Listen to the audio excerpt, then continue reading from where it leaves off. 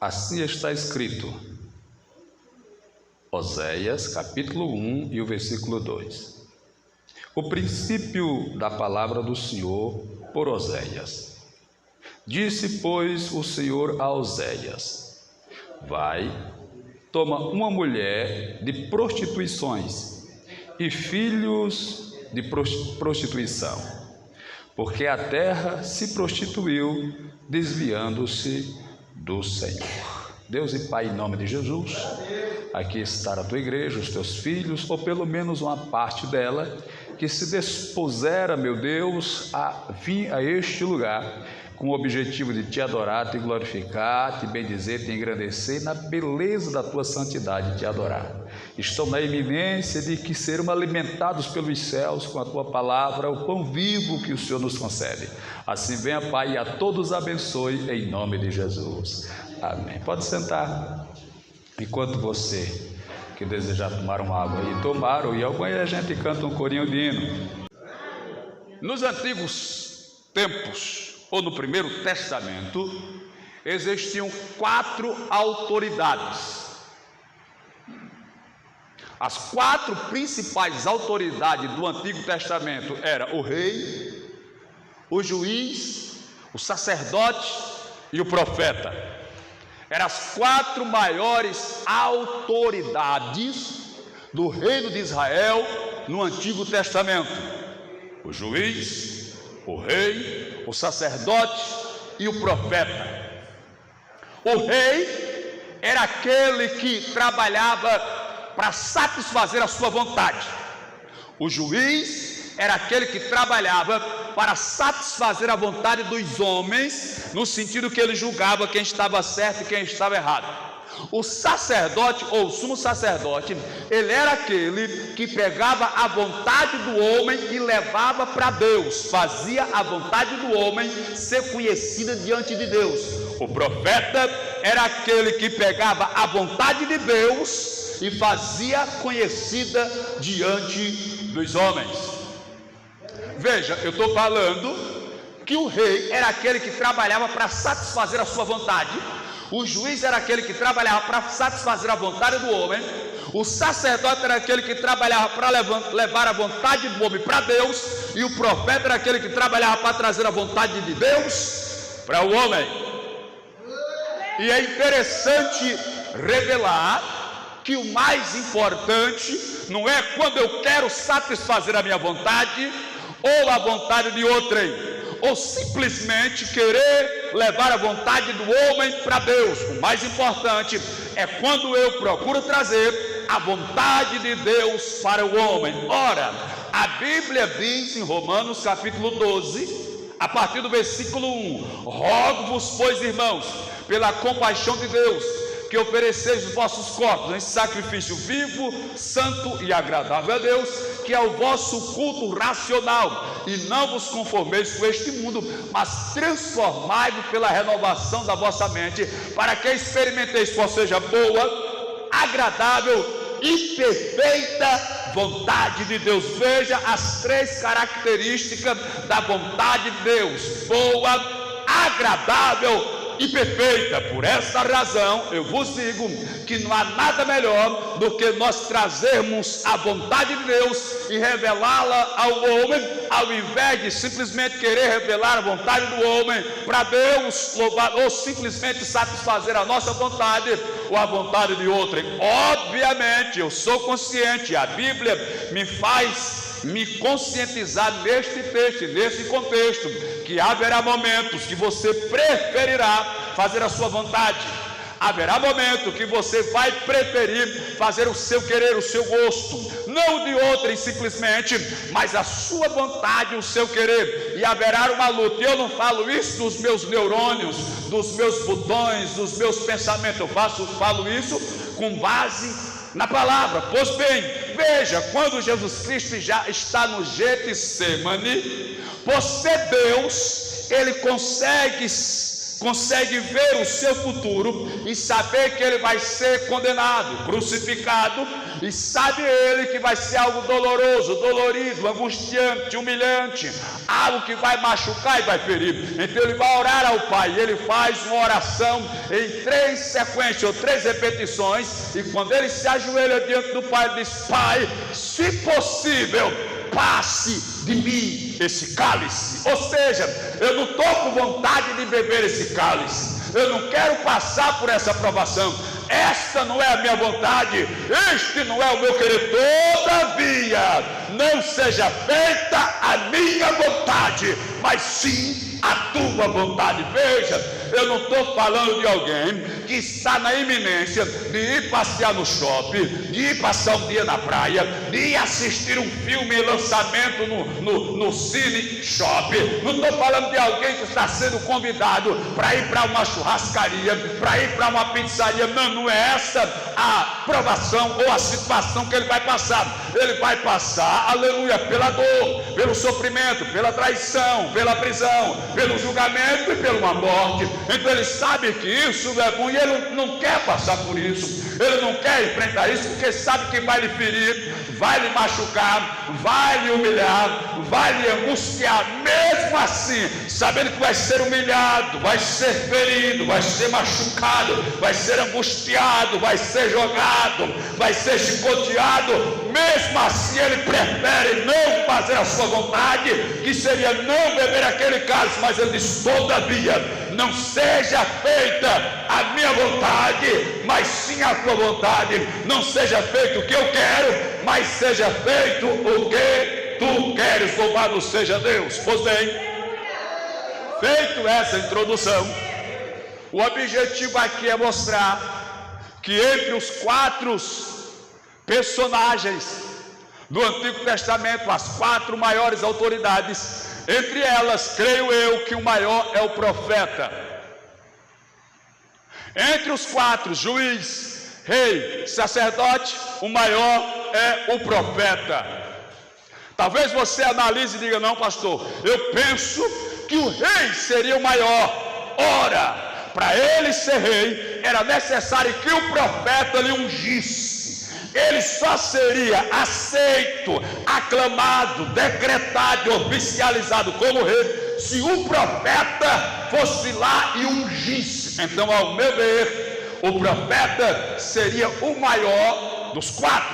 Isso é uma verdade tão maravilhosa, que quando a gente vem para o Novo Testamento, era da graça, a Bíblia diz que Deus, ele deu uns para apóstolos, outros para profetas, outros para evangelistas, outros para pastores e outros para doutores. Veja, nos 5 dons ministeriais não tem rei, não tem juiz, nem sacerdote. O único que Deus traz do Antigo para o Novo Testamento é o ministério profético, revelando que ele é maior no Antigo e é maior no Novo Testamento. Isso é uma verdade tão profunda que no capítulo 14 da 2ª carta de Paulo aos Coríntios, se a memória não me falha, a primeira ou a segunda, ele diz que nós devemos procurar com zelo os dons espirituais, mas principalmente o dom de profetizar. E ele diz: porque o que fala em línguas edifica a si mesmo, mas o que profetiza edifica a igreja.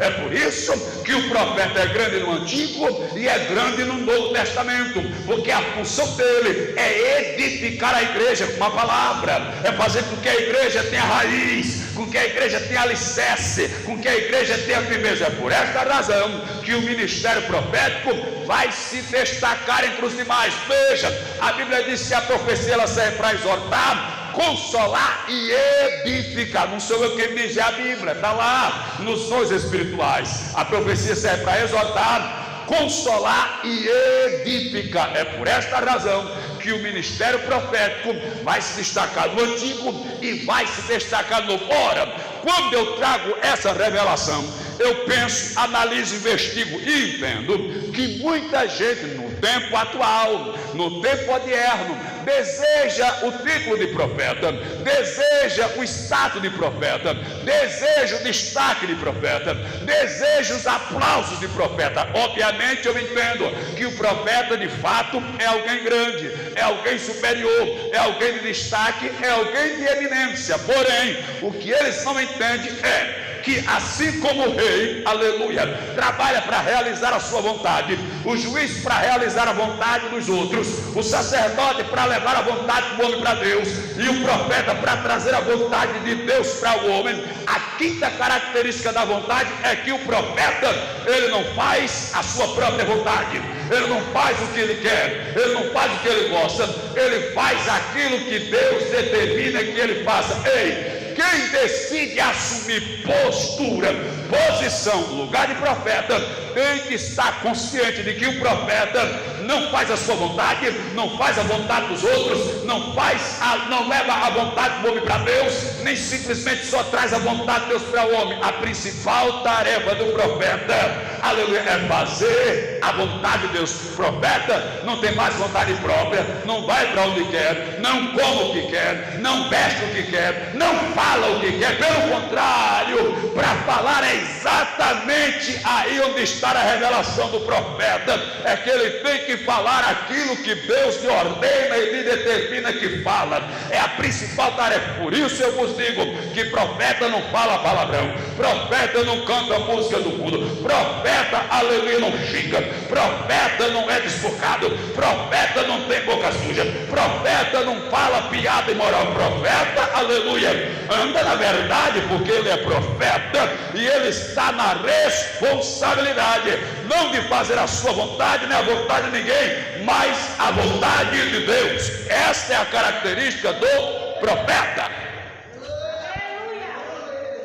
Veja, eu li no livro do profeta Oséias,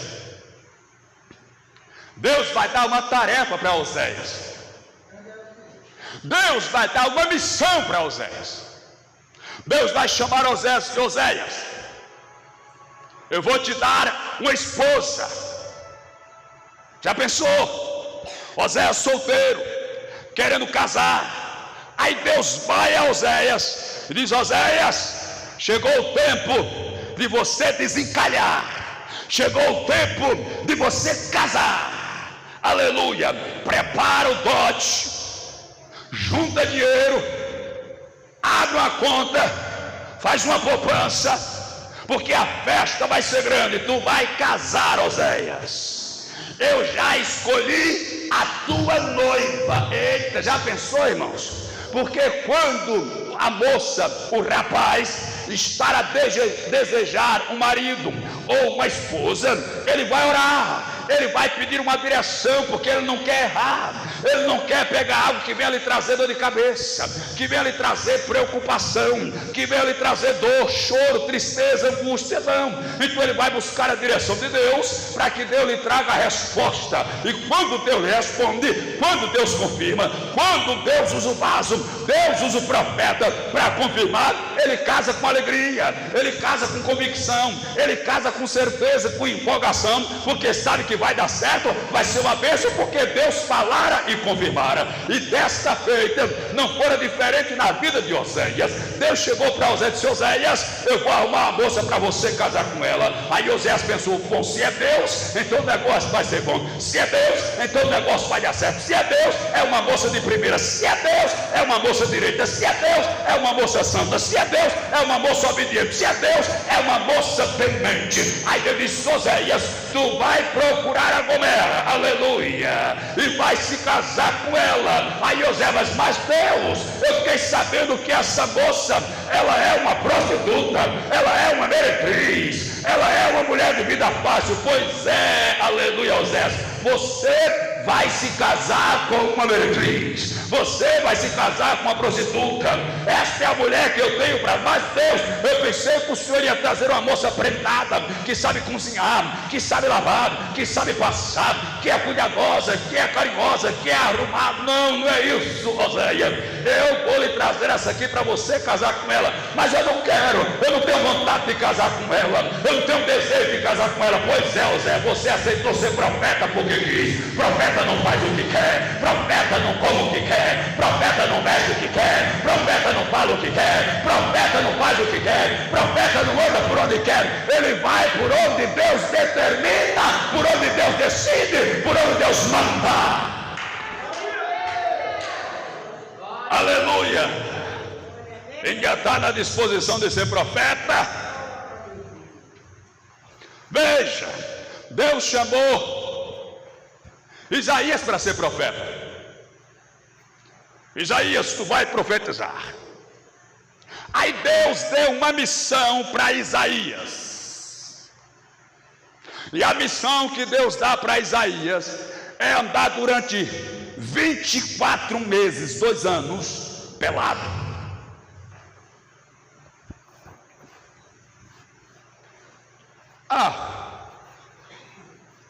Uma forma de se entender, alguém disse que ele estava com a roupa à altura das nádegas.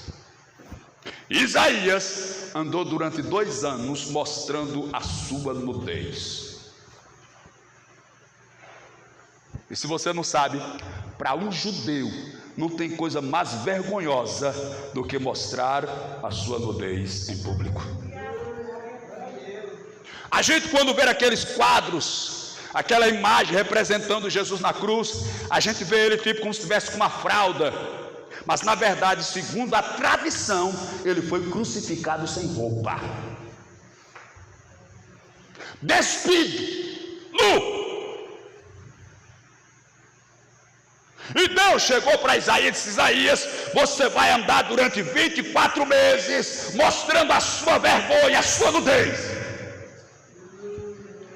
Se a gente conseguisse entender isso, irmão, como nós somos de um país tropical, país quente, um país, aleluia, que tem orla, que tem mar, que tem praia, e o povo se acostuma a final de semana, tá lá de sunga, de biquíni, de tanta coisa mais, isso seria algo até natural, mas para um judeu não. Lembra que um dia morreu o rei, eu não lembro agora a nação, eu não sei se foi dos amalequitas, e parece que o Hanum assume o lugar do trono, e o Davi manda servos, aleluia, consolar o filho do rei que havia falecido. E quando eles chegam lá, os ministros do rei dizem: não, o Davi não está aqui querendo te consolar, ele está querendo ver a terra para depois invadir e tomá-la. Aí a Bíblia diz que o rei, aleluia, mandou pegar os ministros, cortou a barba e cortou os seus vestidos à altura das nádegas, e eles voltaram envergonhados, não foram nem para a cidade. Davi mandou eles ficarem em uma cidade, aleluia,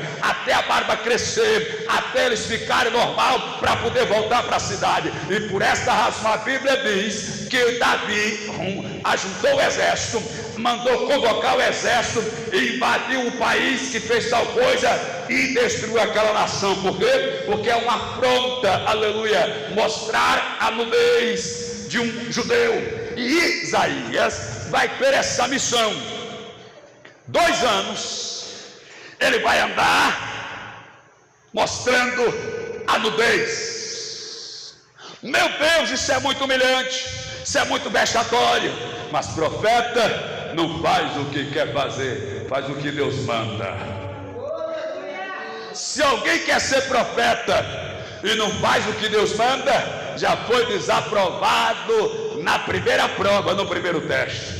Deus chegou para, eu não lembro agora se foi o Ezequiel ou foi o Jeremias, e disse: você vai comer e vai preparar a sua comida com fezes. Está na Bíblia, irmãos. Só que na verdade, a princípio, na minha insuficiência, na minha infantilidade espiritual, eu pensava que ele ia fazer um tempero com fezes, ia colocar dentro da panela, mas não é isso. Ele ia usar a fezes como combustível, como lenha, para fazer o fogo. Mas aí a Bíblia diz que o profeta disse: Senhor, nunca foi coisa imunda na minha boca. Aí Deus disse: está certo, em vez de ser fezes humana, você vai preparar com fezes de boi, fezes de gado, fezes de vaca, você vai preparar a sua comida. Veja os estreitos que Deus coloca o profeta.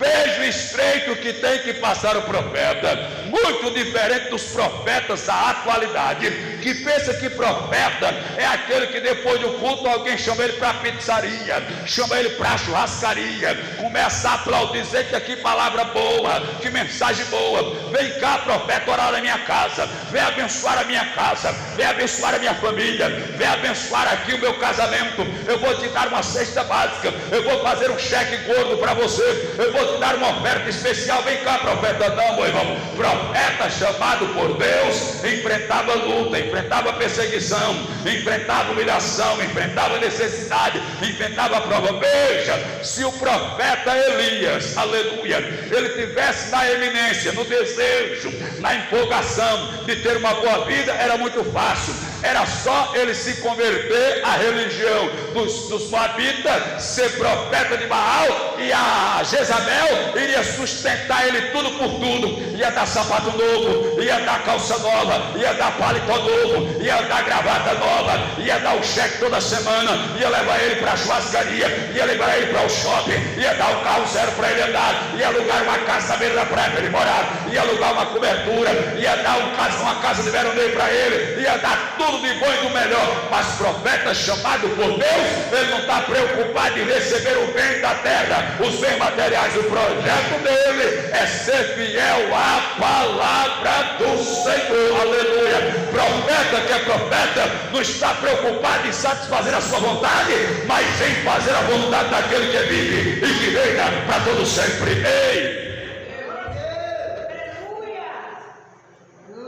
Não é à toa que está escrito lá em Mateus 7, no 21 por diante: nem todo aquele que diz Senhor, Senhor, entrará no reino dos céus, mas aquele que fizer a vontade do meu Pai que está nos céus. Eu não sei qual é o espírito que está na tua vida, se é o espírito do rei, que está preocupado em fazer só a sua vontade, satisfazer os seus desejos. Talvez você esteja com o espírito de juiz, querer satisfazer a vontade de A, B ou C, ou quem sabe até você esteja com um pensamento mais nobre, de fazer conhecido diante de Deus a vontade de fulano e beltrano, ou talvez trazer a vontade de Deus para o homem, também é outra vontade nobre. Mas o superior a tudo isso é quando eu não me preocupo simplesmente com esses itens, mas a minha preocupação maior não é fazer a minha vontade ou a vontade de algo de meu descer, mas fazer a vontade daquele que me chamou, daquele que me perdoou, daquele que me resgatou, daquele que me levantou, daquele que me tirou da lama,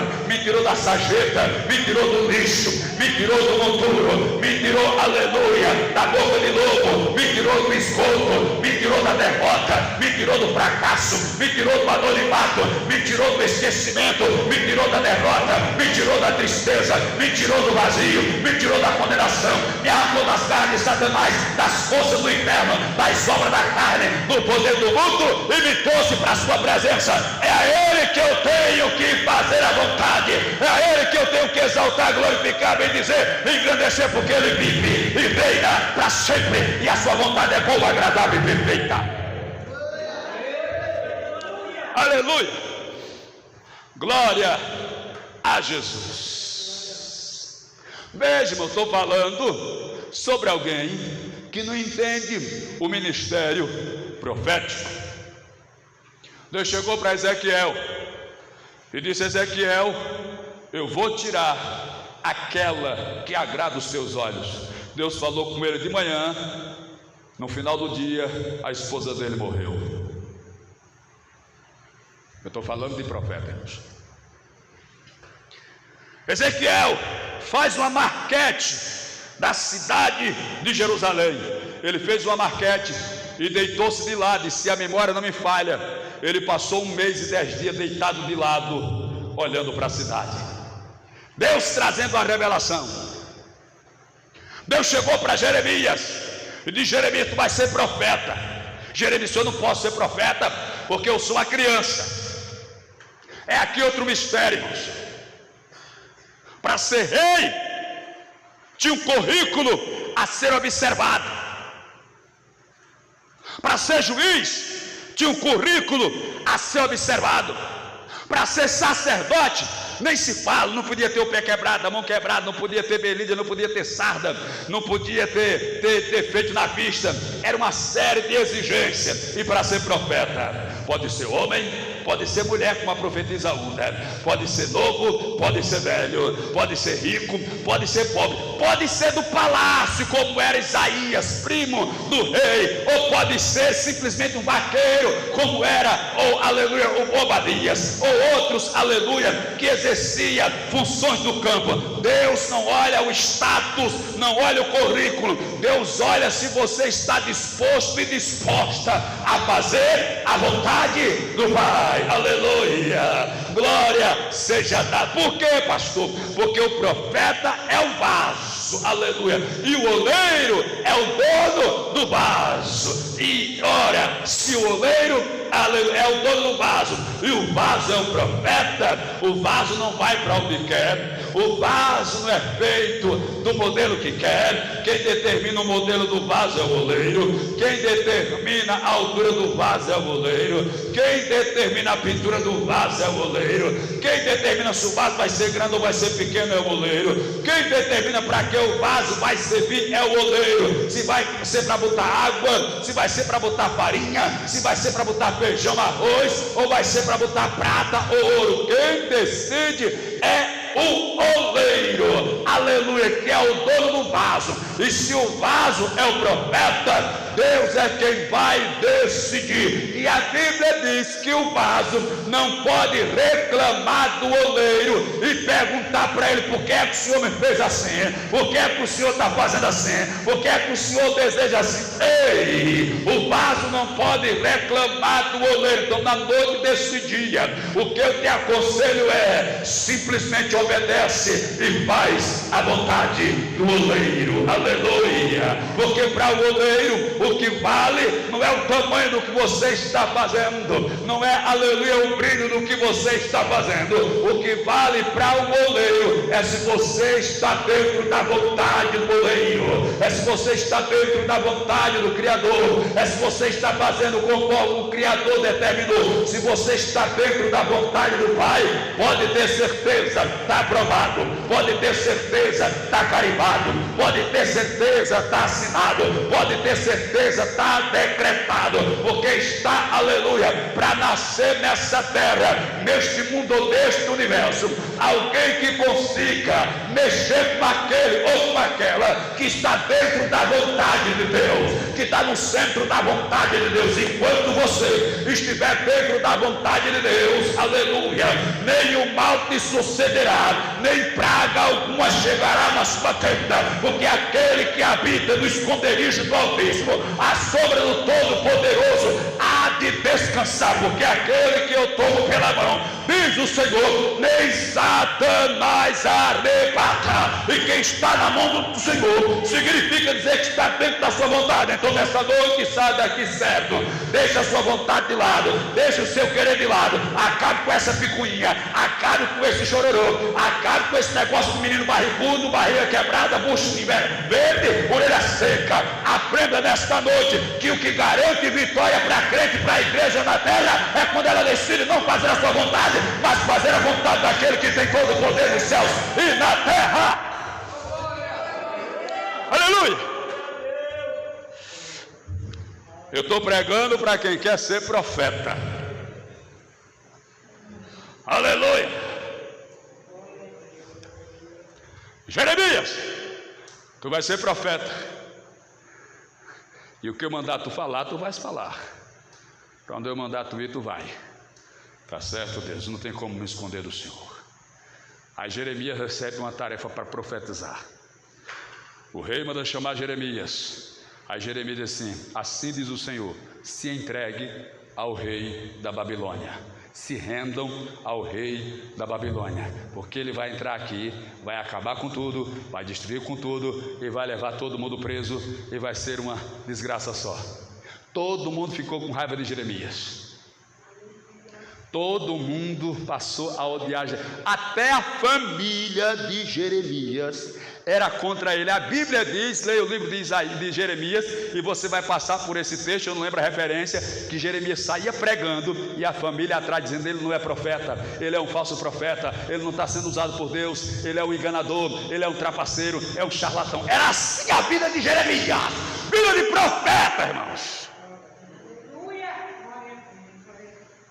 Alguém disse uma certa feita, aliás, uma certa feita, por várias vezes eu ouvia isso, você falar de reuniões ministeriais pelos meus pais na fé, ele dizia assim, quer passar vergonha, seja pastor, quer passar vergonha, seja profeta. O profeta é afrontado, é humilhado, é pisado, é rejeitado, é caluniado, é traído, é esquecido, mas isso são os ossos do profeta.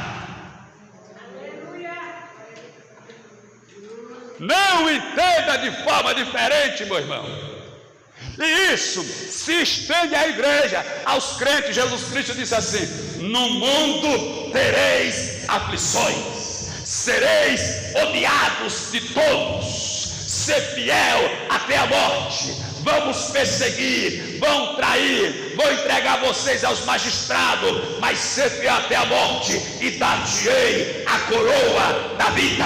Aquele que perseverar até o fim será salvo. Vocês vão chorar e se lamentar, enquanto o mundo vai estar feliz e alegre, mas a vossa tristeza se converterá em alegria. Deixa eu abrir o leque aqui, aleluia, e dizer para os irmãos que de fato a vida do crente parece uma prisão, parece uma cadeia. A gente não pode fazer isso, não pode fazer aquilo, não pode vestir assim, não pode vestir assado, não pode comer isso, não pode fazer aquilo, não pode ser desse jeito, não pode ser. Parece uma prisão, é uma vida resumida, limitada, é uma vida sofrida, acabrunhada, uma vida que de certa forma causa tristeza, causa, aleluia, angústia, causa sofrimento, causa dor na carne, no psicológico. Mas aí Jesus Cristo diz assim: você vai estar sofrendo e o mundo vai estar paiando, festejando, dançando os forró de São João, pulando o carnaval, indo para o show do Zezé de Camargo e Luciano, indo não sei para onde, participando da festa A, da festa B, bebendo todas e mais algumas, participando de tudo, namorando, parando, adulterando, se prostituindo, e você lá na sua vida resumida, pequena, acanhada, limitada. Mas não se preocupe não, um dia isso vai parar, um dia isso vai cessar. Quando isso cessar, a sua tristeza vai se transformar em alegria, e vai ser uma alegria eterna, vai ser um prazer eterno, vai ser uma festa eterna. Pois a Bíblia diz em Apocalipse 21 que lá não haverá mais morte, nem pranto, nem clamor, nem dor. Todas essas coisas vão se passar e tudo irá se fazer novo. No entanto, aquele que rejeitou o evangelho, rejeitou a palavra e gozou dos prazeres da carne, da alegria do mundo, a sua alegria vai cessar. Aí ele vai chorar, e vai ser uma alegria, ou melhor, uma tristeza que não vai ter fim. A Bíblia diz, o próprio Senhor Jesus falando, que lá o bicho não morre e o fogo nunca se apagará. Louvado seja o nome de Jesus de Nazaré. Aí lá vai Jeremias pregando, e a família dele não é profeta, ele é charlatão, ele é enganador, mas ele continua pregando.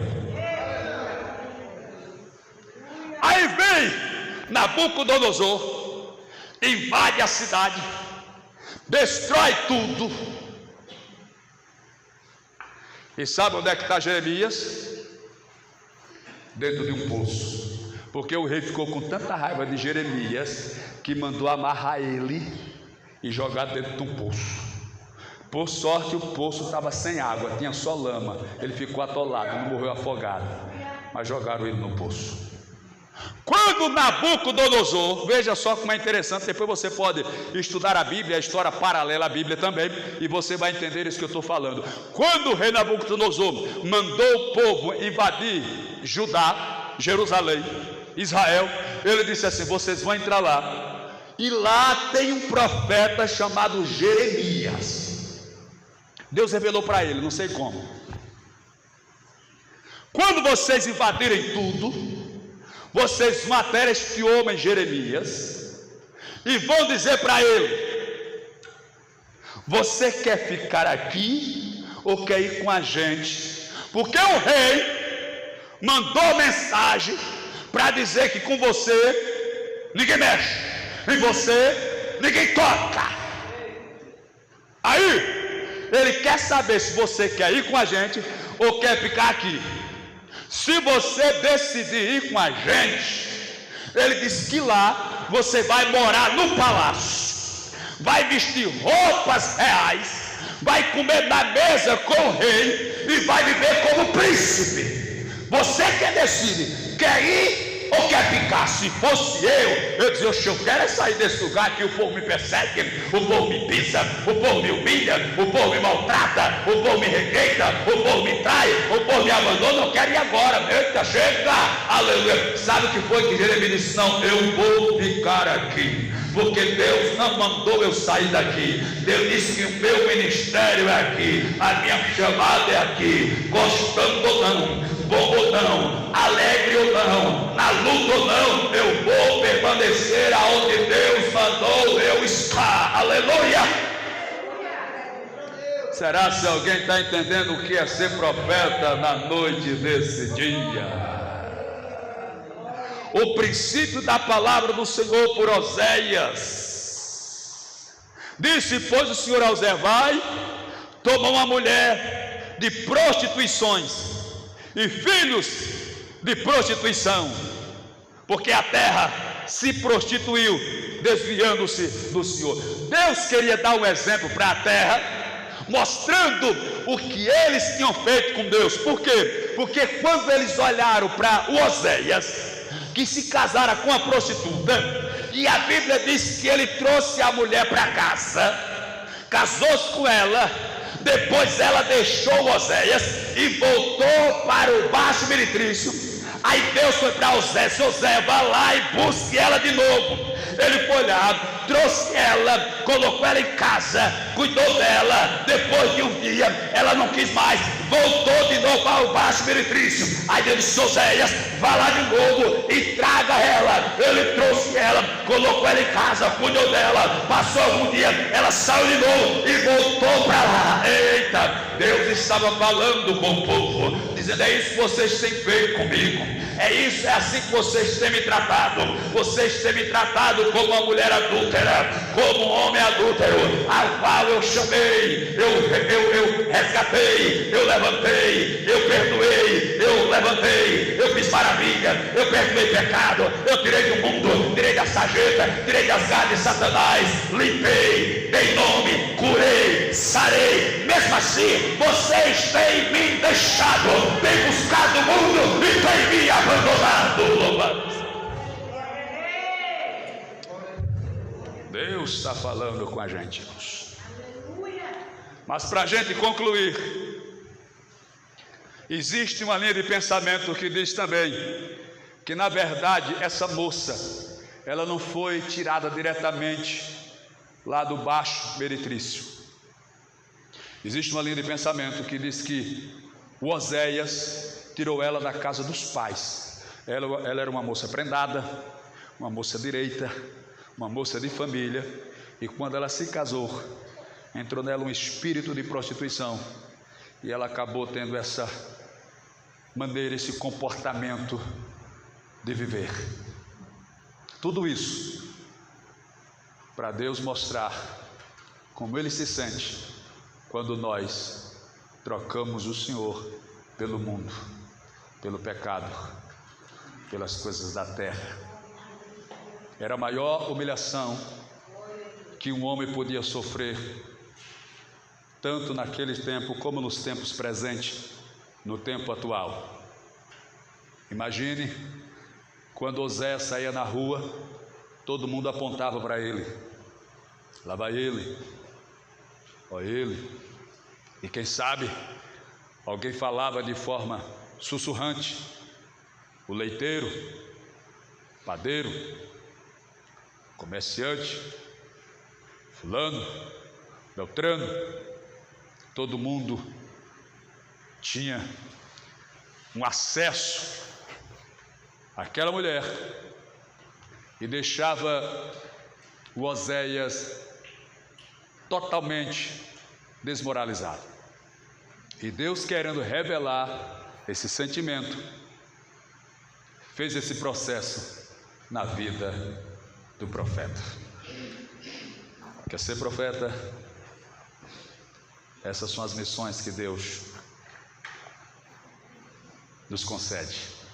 São as tarefas que Deus nos dá. Que Deus te abençoe e que você seja consciente da sua chamada, do seu chamado, do seu propósito, da sua tarefa, da sua missão. E entenda uma coisa: fácil não será, mas Deus será contigo, te abençoará e te dará vitória. Fique de pé, por gentileza.